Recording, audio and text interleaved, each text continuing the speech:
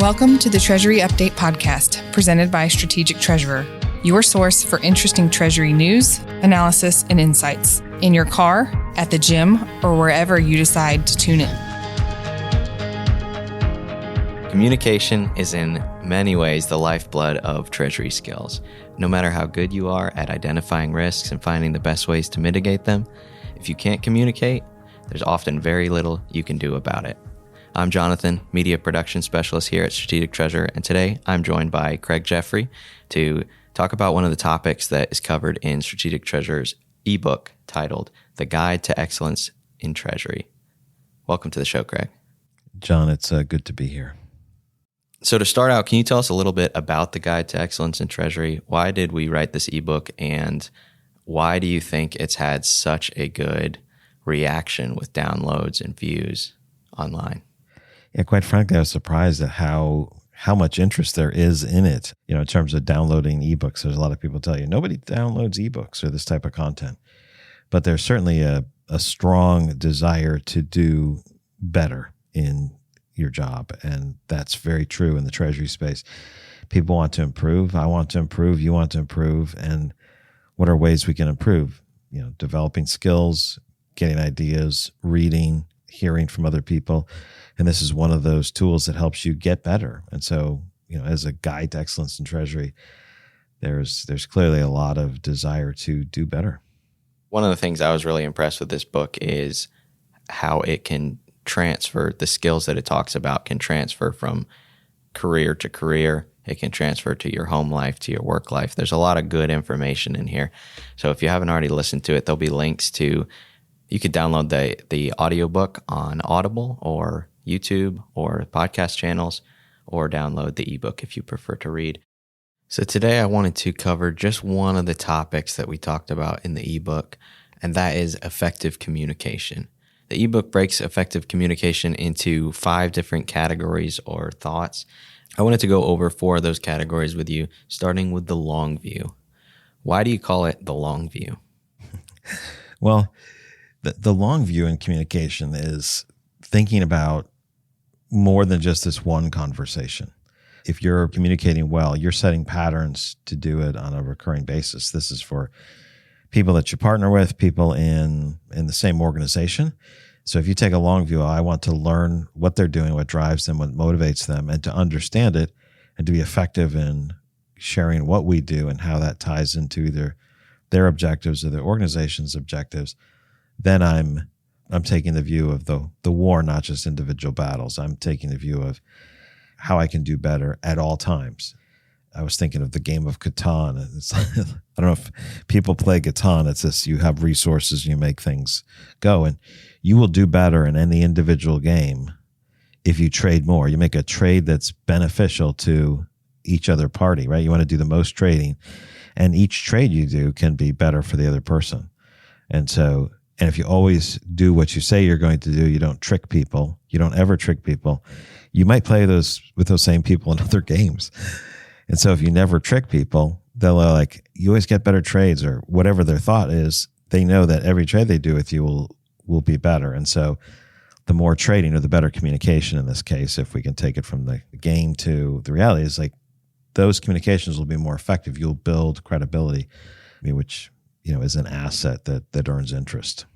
So does that change how much information or what information you're going to share with somebody if you adopt more of a long-term view instead of looking at it project to project? It does. You don't say, okay, give me 3 weeks, I'm going to explain everything about Treasury to someone. That's just, they're not going to commit to that. But you should be able to share enough that helps them understand what's going on and why, and continue to build on that. Make sure that there's things that they can connect to. Just like you want to understand what they're doing, so you understand what are their motivations and what happened. So I would consider that part of the context. The long view is understanding the context of the relationship, of the communication, of the need to understand. And understanding that context would come from listening to the feedback that you're getting, which is our next section titled Listen, Think, Ask, and Talk. We've all had conversations with people that they're not listening to what you're saying. They're waiting till your mouth closes and then they can say whatever their point was.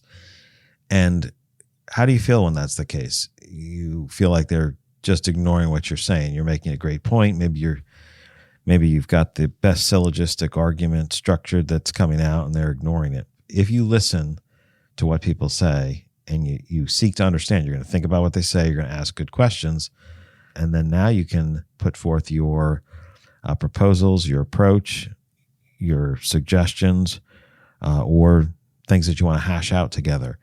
Now it's going to be most likely received in context, and recognize that you cared enough and focused enough to hear what they're saying and can repeat it back in a way that they understand. Many people hear arguments about, that's a straw man argument, that's a steel man argument. A straw man argument is you made a caricature of what the person's point was, and it's not accurate. The other person wouldn't accept that.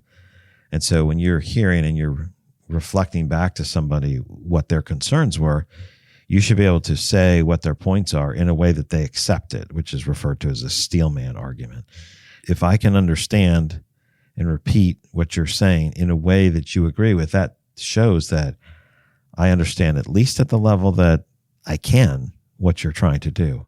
A lot of the times, if you're having these discussions and you don't necessarily agree, you might bring up the steel man argument and say, I understand and I disagree. How do you work that back into the long view of you still have the partnership where you're working together, you're still trying to come to an agreement, give and take on items? What advice do you have for working through that kind of stuff? If you both understand the other position, but you disagree, maybe you weight something more heavily. I think, working capital, the access to working capital is more important than your accounting efficiency. We don't want to break it, but I think the little bit of extra work that your team will take on, that I'm just making this one up, but it gives us significant more capital. I think that ties more closely into the organization. They're like, no, efficiency is all what it's about. And then you can disagree and then try to come to some resolution, but you're disagreeing on interpretation of something or how you would calibrate this particular result. And then it's on the table, as opposed to just thinking the other person doesn't know what they're talking about. You can say they understand, they're just weighting something differently. Now you're having a conversation about why this is more important or less important. Which brings in the third piece, clarity. If you have that disagreement or your goals are not aligned perfectly, you're clear on your expectations, you're clear on your path forward. What do you have to say about clarity, expectations, making sure that communication is something that the other party understands? We do the FinTech Hot Seat, which is a disagreement. It's a panel discussion about different topics, about payments, about security, about technology, whatever the topics are. And one of the items that we find most important when we're trying to get down to where is the difference is we'll make people make a decision on, is it A or B? And usually they're not mutually exclusive. It's not, is that right or wrong? Does it taste great or is it less filling, or whatever the particular situation is? And people don't want to make a decision. Say which one is a higher level, even if it's only a little bit, and say what the percentage difference is and give support for your reason. And I find, and I'm not sure how many people find this is helpful, but when you have to make a case for what you're saying and why, and there appears to be front-end disagreement, but as you start to get down into nuances of where things matter, now you go, oh, when this occurs, this is relevant. But at this point, it trips over where the other thing makes more sense. It's like, oh, it's all about cost benefit, right? Is everything all about cost benefit? Well, not if it's about a compliance issue, which becomes a major issue, which eventually feeds back to cost benefit. Whatever those items are, you can get down and figure, oh, this is not material. Like, oh, we want to have a process that identifies any problems right away. Great. At $1 million a day? No. So it's just a way of calibrating when things make sense and when they matter. And so that idea of clarity is when you start to say, where are the differences? Find the common ground and find out where there are points of differences. And many times, most of those will melt away. There might be some differences based on what people's preferences are. But the other thing about clarity is not just to understand those, it's to make sure we're not using equivocal terms. That the same word means different things to the two parties, for example. And even financial terms, cash, forecasting, those mean very different things. Variance, all of those mean something different. A forecast for the income statement is typically the domain of FP&A. And they're looking at broader categories, broader time domains, a month, a year, a quarter, versus a Treasury forecast there's usually two. One is the short-term forecast, which is oftentimes by day and then by week, very much related to how much cash you have at any point in time, not just saying where are we over the course of a month, but where are we over the course of a day. And then the balance sheet forecast, what do I need to have the balance sheet look like to support the organization over time? People can use those terms in very different ways. That happens all the time. And so making sure you understand the terms matters, because if you look at an end-to-end process, either within your company or end-to-end to end-to-end, from your company through to another part of the process, now your goals have to fit into the broader meaning. It's like, I want to have an efficient process. Well, not just an efficient process between Department A and Department B, but all the way to our customer. And if we create something that breaks, they can't see something, they don't have visibility, they're going to call Department A or Department B back. And now what was very efficient technically now became broken because someone else is calling back and says, what did you pay us for? So all of these things factor, into the organizational objectives and what you're trying to do, to be effective. And effective means having visibility, having clarity, and understanding each other. Yeah, that makes me think of how complicated it can get the more layers you add on, because my first thought with this chapter is person to person or person to another company. But then you add in, you were just talking about department to another company to department, and keeping a communication method that can be understood throughout all those blocks. And it can easily get very diluted.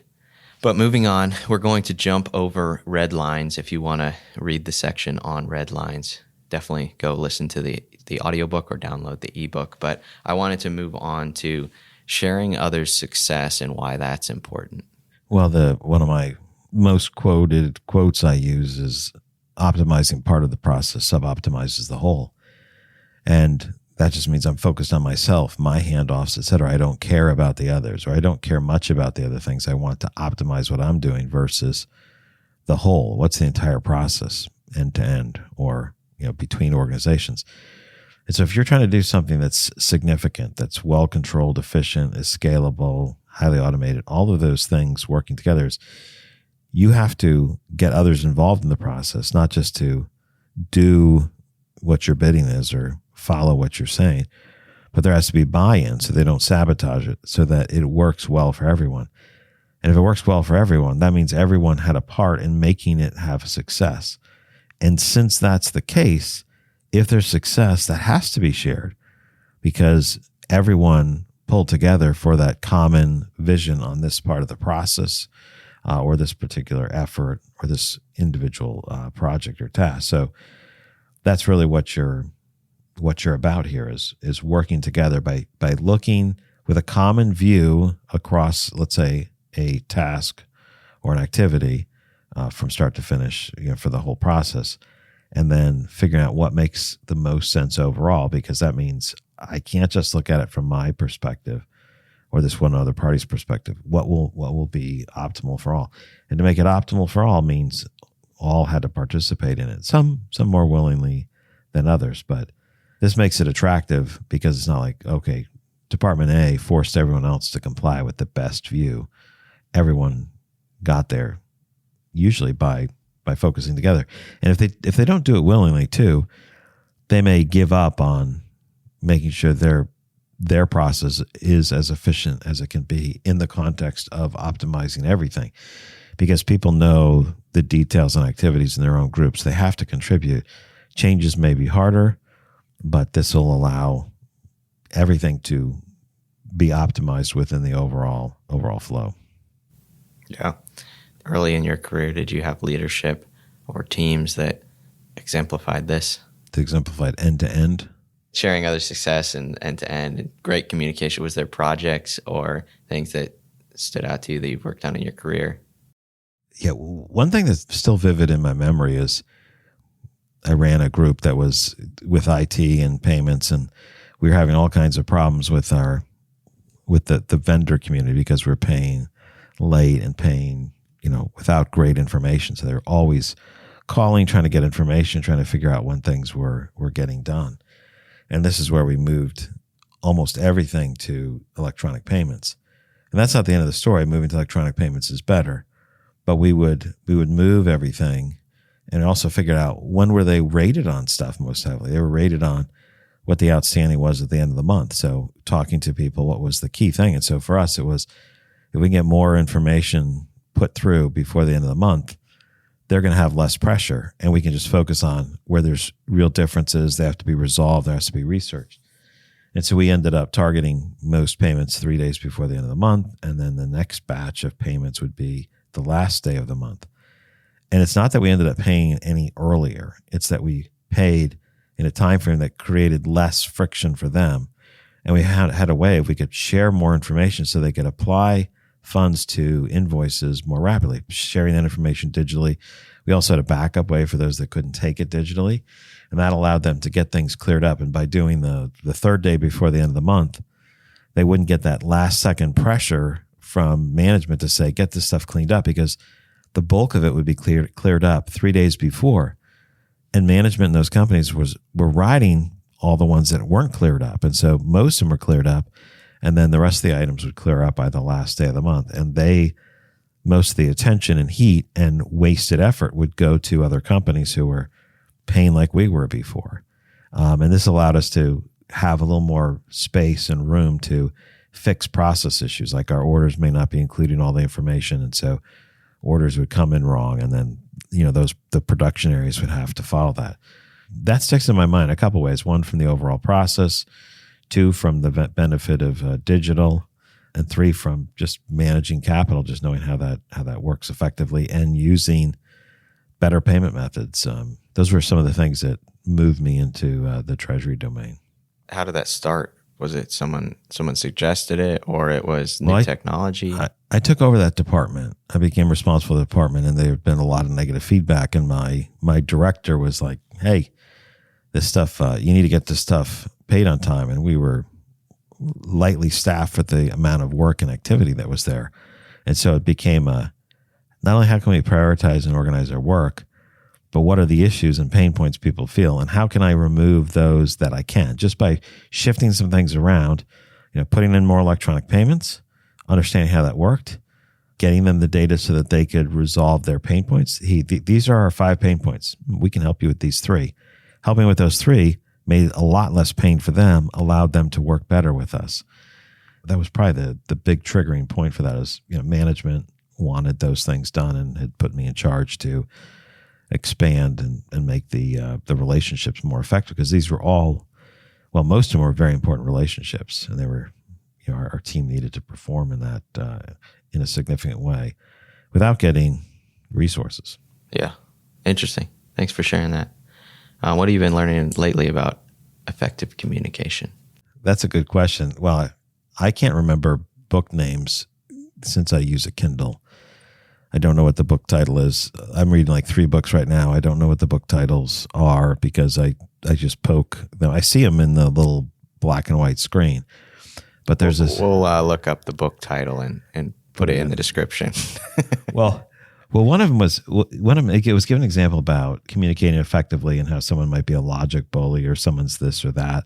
But how do you bring people along? Not how do you just win an argument, but how do you bring people along? How do you get them to re-examine their biases and trends? And one of the stories was about somebody who had a very premature newborn. They didn't want to, was in Quebec, didn't want to have them vaccinated. And no matter how much they pushed, they were not going to have their child vaccinated. And somebody who was quite effective and used this method of trying to find out what people's reluctance were, ask them a lot of questions, not manipulate them or not tell them or browbeat them, ask them why they came to those conclusions and how they did it and what would change their mind, et cetera. So this way of asking people, pulling them forward, getting to state what their objections are, figuring out how they might look at things differently. And then if they're interested in hearing information, they would then share particular information. And this removed the great reluctance for some of the vaccination, having their child get a couple vaccinations that were deemed really, really important to them, especially, being a newborn. And the person ended up doing that, and it changed much of the community where that was tended to be not. That doesn't matter about the specifics, but it helped relieve some of the reluctance to do certain activities. And I thought that was interesting, as opposed to if I make a strong, hard argument and marshal 50 facts in a row, that matters. Another example was somebody who argues and makes cases was arguing against a computer. The computer brought up way more facts. It was a AI system generating all kinds of facts. And this most effective communicator beat the computer, and it was focused on certain areas, agreeing where it made sense, and then showing disagreements where it didn't. And so finding some of the common ground, identifying the points of differentiation was more compelling and moved more people in the audience than ChatGPT's, complete compendium of facts, whether they were real or, made up facts. It wasn't that they had the most facts, but they helped understand, find common ground, and see the other person's point of view. I thought that was pretty interesting because didn't dominate on facts, but helped to see the other point of view so that they could have a second look and perspective. Interesting. That was in that book as well? Yeah, that was the other example in that book. That there's lots of examples in that book. It's just kind of interesting to read through it. And the author writes all these examples of, he got through one thing, it's a little bit of a success story, and then it's like, well, they also failed on this, and so I learned how to do this other thing. It wasn't just a brag book, but it's like, the one example was someone didn't cast a vision for the company, and he fired 3 consultants, and then he started off, I really like to be the person they bring in after you fired 3 consultants. So how did they screw up? So anyway, he went through the whole thing, and the person was like, yeah, I need to have a vision. And the guy's like, great. And so he laid out, had a meeting and had the vision, but he missed, here's the plan to put that vision in place. And so the author was like, I got him past that hurdle of seeing what he needed to do, but I didn't help him, go through the process of being effective at it. And I find those examples humorous because it's not like everything was bad, I came and life was perfect. He shares a lot of examples of he got the next step, but he forgot something else. Yeah. And in your career example, you talked a little bit about needing to change your communication with the customer, right? Well, you're moving towards a new technology, bringing in electronic payments. As we're figuring out how to use generative AI in that same way, how is that going to change our communication methods? Learning to use it to communicate not only with our clients and coworkers, but also communicating with AI and having it communicate back to you so that there's a conversation that moves you along and gives you the data that you need. How do you see this shifting what we know as communication? That's probably like 3 questions all packed together. That's a great question. Maybe I'll tell a couple stories. I mean, it's like we have computers talking to computers. Companies are trying to protect against spam and phishing and everything else. And so a lot of companies have the software, loads into some virtual drive. It checks the links to make sure they're not bad. And if it finds certain activities, it blocks things. Well, it got to the point where I'm not sure how long ago it was, but all of a sudden our emails weren't getting read. We had things set up a certain way. They had things set up a certain way, and they would come to the website, and we would our system, our defensive system, would see it as bots were coming to the site and probing like 10 links in a row. Let's say if there's 3 links in the system or 10 links, it would probe them all at once. And so it was treating this as a hostile bot. And so we were blocking activity when their bots were coming to say, is this legitimate? Let's examine what the site has. And so we had to make adjustments on both sides, because one is like, I'm testing to protect things, and we're like, okay, this is a bot, probing our system. And so it's just this war on war. And so we're like, okay, we'll make some adjustments. We made it so that it became effective. And that's not necessarily AI. It's some type of automation. But how will AI help us be more effective? Certainly people are throwing stuff in, for memos or emails to craft language that might be a little cleaner. They can then edit it or modify. It's like, okay, this works. It's going to help on communication. If you say, oh, I don't know what our contract is. What are our requirements for this line of credit? What are the particular issues? Or go through our contracts to spit out payment terms to see where things are. All of those things are great uses of AI to run through the material and sort and sift it up really, really quickly, versus putting 5 people on it for 5 days to go through and read contracts and miss a lot of stuff. AI can miss some things too, but it'll miss less than the people do and do it almost instantaneously. Some of those are helpful on the communication side. It's also true when you're going through data and you want to provide information about exposures. You're doing this within the bounds of your system, not publicly. You can generate, particularly internal communication, going through data and information and creating some kind of summary about that. You can have AI do that pretty effectively now. That's not super deep insights yet, but that will be soon. That's where it's going, yeah. Yeah, it's going quickly, yeah. And you talked a lot about the AI from a text like ChatGPT style right now, but once it's used a lot in forecasting and reporting, and that's going to be a lot more useful, I think, for day-to-day items than, hey, can you make this email look a lot cleaner? And that's coming. Like, that'll be here very soon. And so being able to communicate with it and have it give you the information you need and the sources is going to be the tricky part. I was talking to someone recently about ChatGPT, and they're like, it's terrible. And I was like, well, you have to talk to it the way it needs to be talked to, or it will not give you the information. And that's gonna happen as more generative AI comes out for different sectors or different softwares. Yeah, it has to be trained, right? It doesn't just know everything, and so you continue to train it. You give it some additional guidance, and now it's learning how to put things in the way that makes sense. If it's language, or if it's reviewing. Here are the 5 bullet points that are highlights from the financial results. Well, you can train it to pull through 10 Qs and 10 Ks and pull out that information. If it's public, it's been out for a while. It can give you a great summary. You have anything else you want to leave the audience with? Yeah, just the Guide to Excellence in Treasury is a free download. There's a digital report. It's also read. So really appreciate people using those resources. And if you have any ideas for other things we should write on as we continue to expand that broader series of excellence in Treasury, let us know.